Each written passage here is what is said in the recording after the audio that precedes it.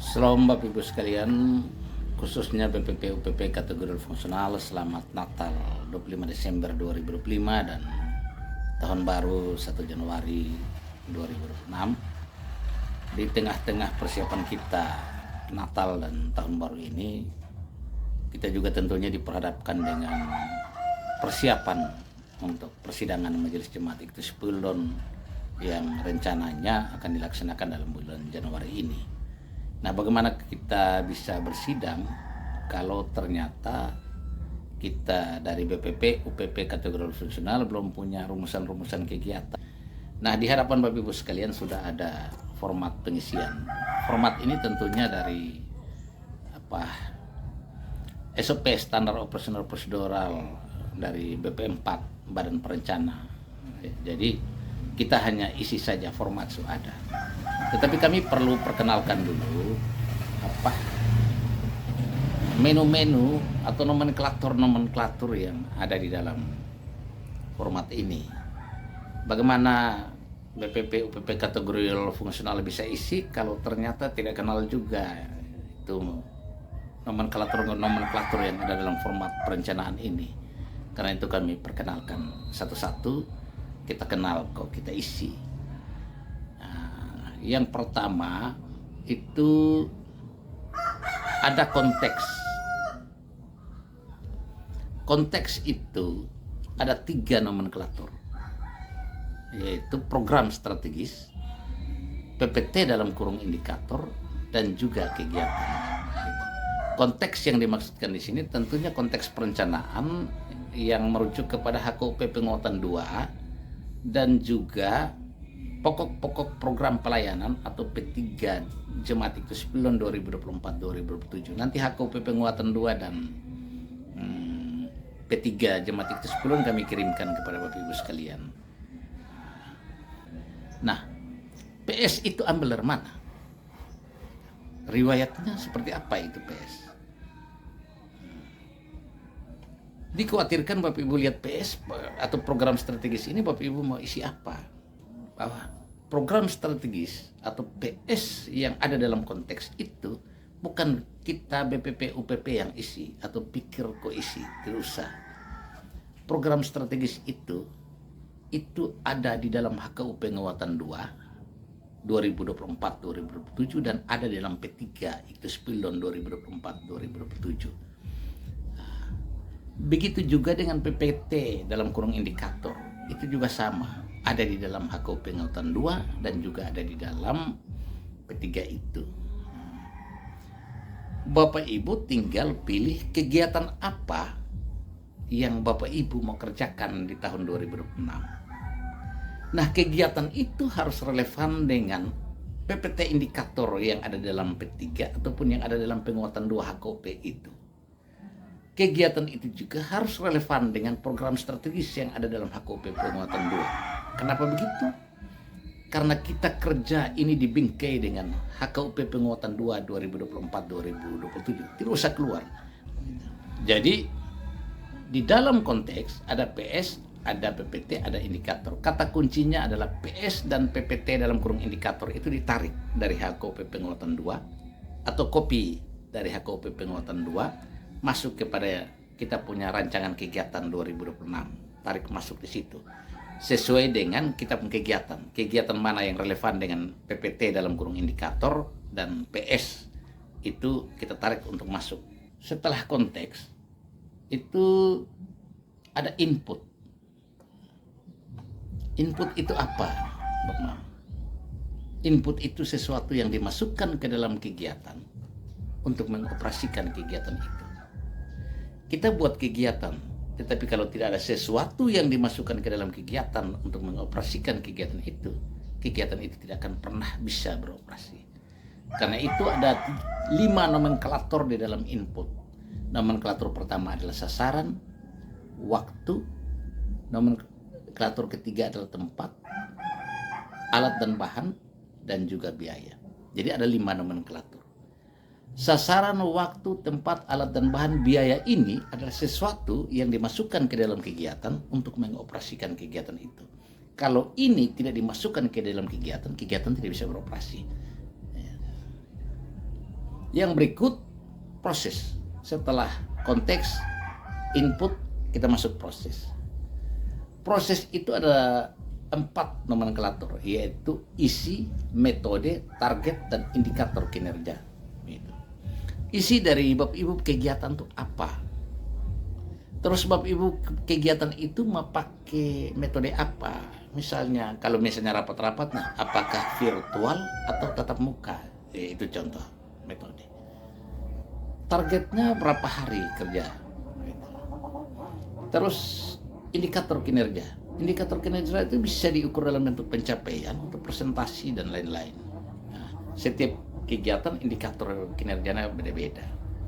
Setelah input, kita kenal yang namanya produk.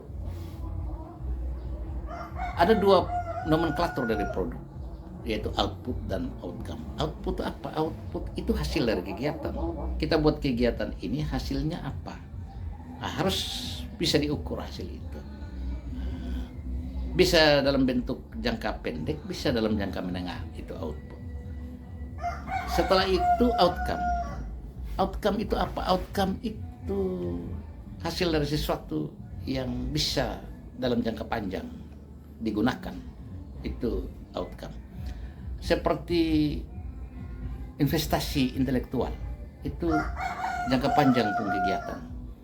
Investasi intelektual seperti apa? Jambore Par, Camp Remaja Taruna, itu investasi intelektual. Ini hari kita buat anak di usia 5 tahun. 10 tahun nanti itu anak jadi apa? Nah, karena di dalam Camp Remaja dan Taruna, di dalam Jambore Par itu ada muatan-muatan kegiatan yang mengasah keterampilan anak-anak, mental, dan banyak hal yang dapat di situ. Nah, jadi isi, metode itu dan indikator kinerja itu sangat bisa membantu anak-anak untuk mencapai hasil dari 10 tahun nanti, hasilnya jangka panjang dan seterusnya. Setelah produk yang di dalamnya ada nomenklatur output dan outcome, maka kita masuk pada satu kolom yang disebut stakeholder. Stakeholder itu ya UPP Sapap kegiatannya taruh dia, bisa juga taruh dengan majelis harian di situ. Ini sedikit perkenalan terhadap format ini. Kami kirimkan juga contoh yang sudah kami isi, dan juga format kosong yang nanti Bapak Ibu isi, tetapi bisa jadikan format yang kami isi ini sebagai contoh referensi untuk Bapak Ibu kerja, isi Bapak Ibu punya rumusan kegiatan. Misalnya begini, ada contoh ya, dari BP4J kegiatan tahun 2025. Kegiatan BP4J tahun 2025 itu adalah sensus jemaat berbasis digital. Kegiatan BP4J tahun 2025 adalah sensus jemaat berbasis digital. Nah, kegiatan itu ada di dalam program strategi HKUP atau tidak? Kalau tidak ada, itu sensus yang buat. Ada di dalam indikator tidak? Indikator HKUP atau tidak? Kalau tidak ada, yang buat. Ternyata jawabannya ada. Jadi bukan sekedar buat saja, tetapi ternyata ada di dalam perintah HKUP yang kemudian diturunkan ke dalam P3. Jadi Bapak Ibu buka itu HKUP penguatan 2 dan juga P3, nanti scroll ke bawah. P3 juga nanti kami kirimkan, nanti cocokkan dengan HKUP ya. Bapak Ibu scroll ke bawah. Di situ ada surat keputusan, di dalam HKUP ada surat keputusan, pendahuluan, latar belakang, banyak-banyak di situ. Tapi scroll sampai dapat pada program strategis.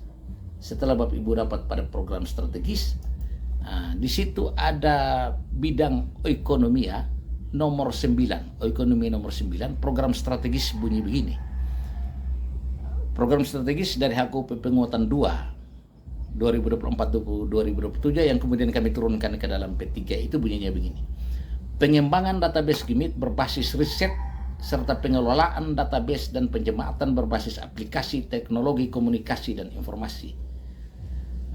Itu program strategis. Lalu di dalam PPT dalam kurung indikator dari program dari HKOP itu, dari program strategis nomor 9 tadi yang kami bacakan itu ada 6 indikator PPT.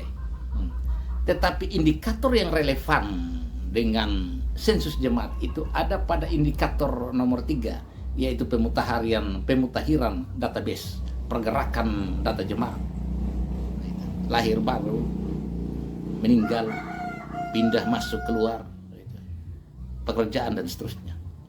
Itu ada di indikator nomor 3 dari program strategis nomor 9 bidang ekonomi.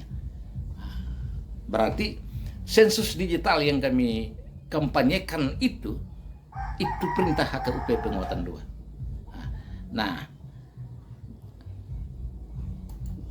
jadi kita copy dari program strategis yang ada di dalam HKUP penguatan 2 yang nomor 9 itu, copy masuk taruh di kolomnya kita punya PPT, program pelayanan tahunan. Copy taruh di situ yang nomor 9 itu, masuk di PS itu. Lalu kita copy lagi PPT dalam kurung indikator yang nomor 3 tadi itu, pergerakan lahir baru, mati dan seterusnya, taruh lagi di kolom PPT itu. Lalu kita taruh lagi di kolom kegiatan yang sensus jemaat, taruh di situ berbasis digital. Dengan demikian maka bidang ekonomia, pengembangan program strategisnya, pengembangan database kami berbasis riset dan seterusnya, PPT dalam kurung indikator adalah pemutahiran database pergerakan data jemaat lahir dan seterusnya, kegiatannya sensus jemaat berbasis digital. Nah, di dalam selanjutnya kita masuk pada input.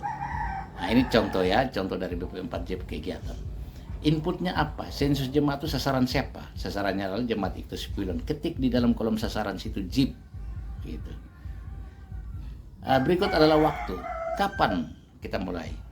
Maret sampai dengan Desember 2025. Itu contoh.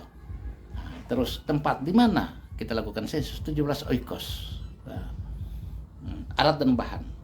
Alat itu apa? Bahan itu apa? Alat itu adalah sesuatu yang tidak habis terpakai dan bahan itu sesuatu yang habis terpakai. Nah, sensus jemaat berbasis digital, alat yang digunakan di situ yang tidak habis terpakai adalah laptop, HP Android. Itu alat. Lalu bahan yang kita taruh di situ, ketik taruh di situ apa? Kartu keluarga, daftar kumpulan rumah tangga, gitu. Pulsa data. Nah, itu bahan yang habis terpakai. Jadi itu alat. Biaya berapa? Biaya 2 juta. Dengan demikian input yang tadi kita paham definisinya adalah sesuatu yang dimasukkan ke dalam kegiatan untuk mengoperasikan kegiatan itu. Kalau kita sepasang semua maka kegiatan ini bisa beroperasi. Kalau tidak pasang kegiatan tidak bisa beroperasi. Karena bagaimana bisa beroperasi kalau kita tidak memasukkan sesuatu ke dalam kegiatan itu untuk beroperasi. Otoma jalan juga taruh bensin baru dia jalan. Kalau tidak jalan. Sistem bisa beroperasi kalau semua komponen-komponen dalam sistem itu dipasang. Itu input. Lalu proses dari sensus jemaat itu. Di dalam nomenklatur tadi, proses itu ada nomenklatur isi, metode, target, indikator kinerja. Kalau begitu proses. Isi dari sensus itu apa? Data demografi. Itu isi dari sensus. Data demografi seperti jumlah jemaat, menurut oikos, usia, jenis kelamin, status perkawinan. Nah, isi juga dari kegiatan sensus itu adalah karakteristik sosial dari jemaat. Seperti apa? Pendidikan, pekerjaan, pendapatan, etnis, tempat tinggal. Itu karakteristik sosial. Yang berikut isi dari sensus itu apa? Peristiwa jemaat seperti lahir baru, mati, pindah, baptis, sidi, nikah, kawin. Itu isi dari kegiatan sensus. Selanjutnya metode yang kita gunakan itu apa? Ada 2 metode. Penginputan mandiri yaitu diinput oleh kakak masing-masing. Yang kedua, penginputan menggunakan metode confessor. Confessor itu penginputan yang dilakukan oleh petugas BP4J. Jadi isi metode yang kita gunakan dalam kegiatan sensus adalah confessor atau penginputan oleh petugas. Yang berikut dari proses itu adalah target. Target itu 300 hari kerja, indikator kinerja. Yang tadi kita bilang indikator itu apa? Bisa diukur dari pencapaian, presentasi dan lain sebagainya. Maka indikator kinerja yang perlu kita isi di situ dari kegiatan sensus jemaat berbasis digital itu adalah presentasi validitas data jemaat, mengukur sejauh mana data dalam database sesuai dengan kondisi real di lapangan atau tidak. Yang berikut dari indikator kinerja dari kegiatan sensus itu adalah tingkat data ganda atau duplikat, mengukur keberhasilan dalam membersihkan data dari entry ganda atau tidak valid. Yang berikut dari indikator kinerja dari kegiatan sensus jemaat berbasis digital adalah kesesuaian karakteristik data. Misalnya, memastikan data mencakup karakteristik terkini dari jemaat seperti usia, etnis, kelamin, tingkat pendidikan, jenis pekerjaan, status perkawinan, dan lain-lain. Oke, berarti produk proses itu sudah kita isi. Yang 4 nomenklatur itu isi, metode, target, indikator kinerja sudah. Sekarang kita masuk pada produk. Produk itu output dan outcome, 2 nomenklatur. Output itu apa? Tadi kita bilang jangka pendek, hasil dari jangka pendek atau jangka menengah ya. Output dari kegiatan sensus jemaat berbasis digital itu adalah basis data yang bersih, itu outputnya, hasilnya. Terverifikasi dan siap digunakan oleh pemangku kepentingan untuk perumusan kebijakan dan program pelayanan. Itu outputnya. Outcome-nya apa? Outcome-nya terciptanya fondasi data yang kuat dan terpercaya. Fondasi data yang kuat dan terpercaya begini. Aplikasi ini master yang permanen. Setiap tahun kita tinggal lakukan rilis data saja. Katakan tahun 2026 dari kakak Lukas dan Maria itu ada lahir lagi satu anak namanya Ronaldo. Ya tinggal kita kasih masuk di kakaknya Lukas dan Maria itu tambah anggota Ronaldo. Atau dalam perjalanan tahun 2006 ada Stefanus meninggal. Ya kita mutasi meninggal, keluar dengan tanggal berapa. Nah, jadi setiap tahun nanti dirilis atau dipublikasikan perkembangan itu. Jadi itu yang disebut dengan outcome-nya adalah terciptanya fondasi data yang kuat dan terpercaya yang bisa digunakan secara permanen ya. Selain dari itu memungkinkan proses perencanaan berjalan secara efektif, efisien, adil, dan responsif, tanggap. Itu produk adalah output dan outcome kita sudah isi. Nanti kita masuk lagi kepada kolom berikut adalah stakeholder. Stakeholder siapa ya? BP4J, kegiatan sensusnya adalah BP4J, kira-kira begitu. Nah, Bapak Ibu sekalian, ini format contoh yang nanti kami kirimkan juga bersama-sama dengan format kosong untuk Bapak Ibu isi, yang nanti kami kirimkan juga dengan HKUP penguatan 2 dan P3 Jemaat Iktus Pilon kami kirimkan juga.